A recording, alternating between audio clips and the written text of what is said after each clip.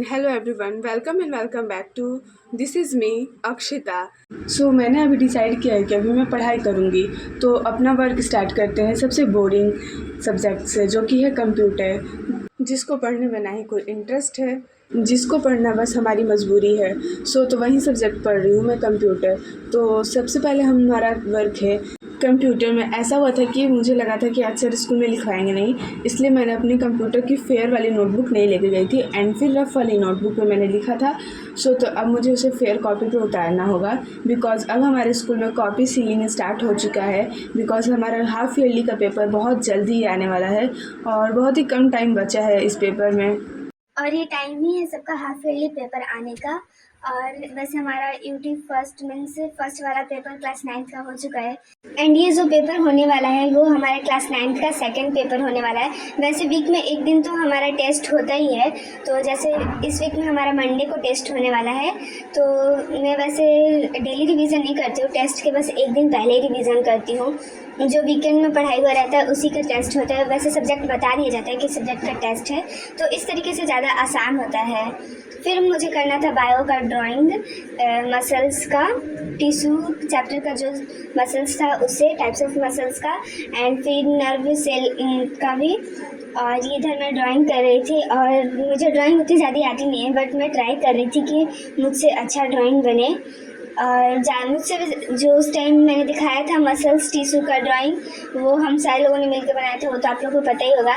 इस बार मुझे खुद से बनाना था, तो मैंने पहले से भी थोड़ा सा बहुत बना लिया था, अभी मुझे शेडिंग करना था।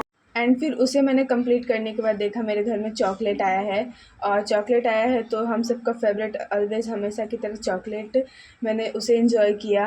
पढ़ने से ज़्यादा मैं पढ़ने के बीच में ब्रेक लेती हूँ, जैसे पानी पीना, खाना खाना। मतलब पढ़ते टाइम मुझे सब कुछ याद आ जाता है बस पढ़ाई के सिवा। फिर भी बट क्लास 9th में आने के बाद इतना ज़्यादा लिखना पड़ रहा है, रियली मैंने सोचा नहीं था। बिकॉज ऑफ ऐसा है कि हमें क्लास 8 में किसी भी बात का टेंशन नहीं था, ना ही नोट्स बनाना था, ना ही इतना ज़्यादा फेयर करने का झंझट था, और रियली इतना ज़्यादा टेंशन भी नहीं था कि बुक के अंदर से क्वेश्चन आएगा, ऐसा कुछ क्वेश्चन होगा, वैसा कुछ क्वेश्चन होगा।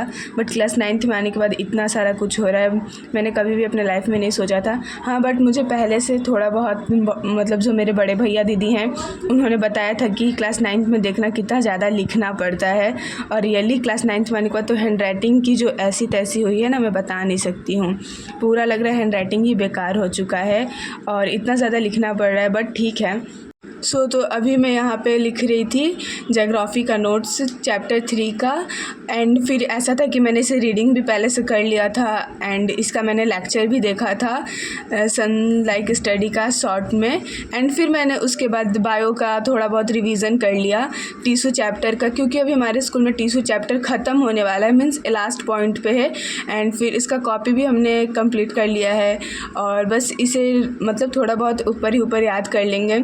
वैसे अभी बायो में तो कोई ज़्यादा दिक्कत है नहीं, जो भी दिक्कत है थोड़ा बहुत फिज़िक्स एंड केमिस्ट्री में है, बट हो जाएगा, ठीक है। एंड इधर अभी मैं टिश्यू चैप्टर का रिवीजन कर रही थी और ये इंडेक्स क्वेश्चन भी जो होता है वो हम लोगों ने वो भी लिखते हैं। और अभी मुझे थोड़ा बहुत इस चैप्टर का फेयर करना भी बचा है, क्योंकि हमारे स्कूल में कॉपी की, सारे सब्जेक्ट की कॉपी की सीलिंग होती है। मतलब ऐसा देखा जाता है कि कौन से बच्चों ने कॉपी किया है कि नहीं, एंड फिर उसके अकॉर्डिंग उन्हें मार्क्स भी मिलता है। तो हमें मार्क्स के लिए भी तो करना होगा, चाहे या फिर हम लोग खुद से भी करते हैं। और इधर मैं पूरा रिवीजन नहीं कर पाई क्योंकि मेरा मन नहीं कर रहा था। ठीक है, फिर बाय, मिलते हैं आपसे अगले वीडियो में।